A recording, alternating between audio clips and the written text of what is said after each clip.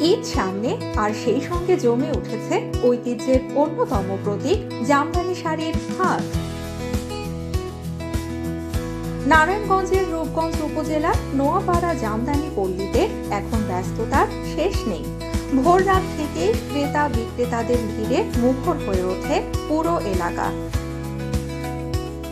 প্রতি সপ্তাহের শুক্রবার ফজরের পরপরই বসে এই ঐতিহ্যবাহী হাট। ভোর ৩টা থেকে শুরু হয়ে সকাল ৮টা ৯টার মধ্যেই শেষ হয় জমজমাট কেনা বেচা। তবে ঈদকে ঘিরে বৃহস্পতিবার রাত থেকেও অনেক জায়গায় শুরু হয়ে যায় বেচা কেনা। রূপগঞ্জের এই জামদানি পল্লীতে রয়েছে ৪ শতাধিক কারখানা। এখানে ২,০০০-এরও বেশি তাঁতি দিনরাত পরিশ্রম করে তৈরি করছেন সূক্ষ্ম নকশার দৃষ্টিনন্দন জামদানি শাড়ি।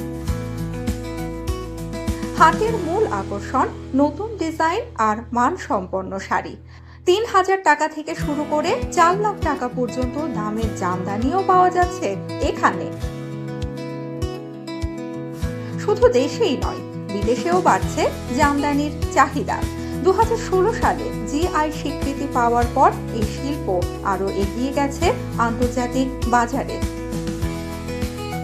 এবারের ঈদ মৌসুমে শুধুমাত্র রূপগঞ্জের এই জামদানি পল্লী থেকেই প্রায় ২৫ কোটি টাকার শাড়ি বিক্রির আশা করছেন ব্যবসায়ীরা।